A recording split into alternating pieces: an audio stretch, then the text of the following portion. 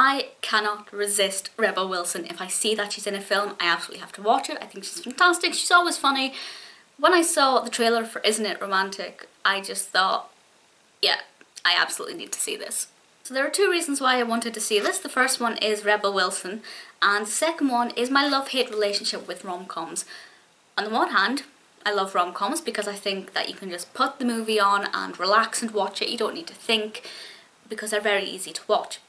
But at the same time, I also hate them because as this movie parodies, they're very cliche, you know how the story is going to fold out, and it's very unrealistic. And that's what this movie parodies. It's very peculiar because this is a parody of a rom-com, but it's also a rom-com in itself, and that makes for a very interesting narrative. Rebel Wilson plays a character who absolutely detests rom-coms.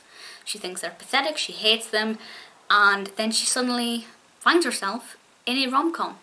And quite quickly she realises what is happening. She realises that she must have entered a parallel universe or something, and that she's in a rom-com, and she kind of talks to herself, talks to the camera, talks to an invisible person above, that she knows what's going on, and yes, this is going to happen next, and yes, this is going to happen next. But it doesn't always. From start to finish, I thought this was very funny. Rebel Wilson gave an amazing performance, and the fact that it wasn't just exactly as we'd expect was very clever. And Rebel Wilson's character, whose name I can't remember, would say, yes, this is going to happen next. And it did, but with a little twist. And there are certain scenes that are forced to replay themselves because she wants to wake up, but she can't, so she just has to keep reliving them. It's full of surprises. It's not exactly as I thought it would fold out, which is a very good thing. Constantly kept me on my toes, kept me kind of really engaged with this film.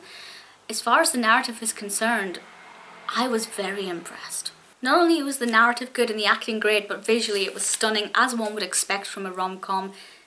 It's visually attractive, it's bright, it's colourful, there are vast open spaces in parks, it's stunning to look at, it's such a fantasy on reality.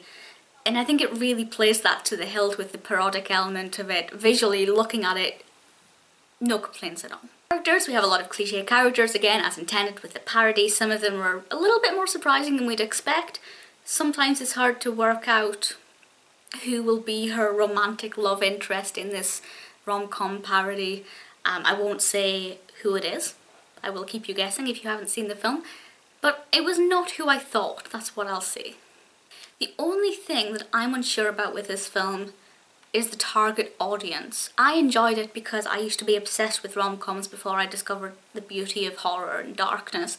So for me, I'm kind of watching it thinking, yeah, rom-coms are weird, how did I ever watch them? But at the same time, I have a soft spot for rom-coms, so I also enjoyed that aspect of it.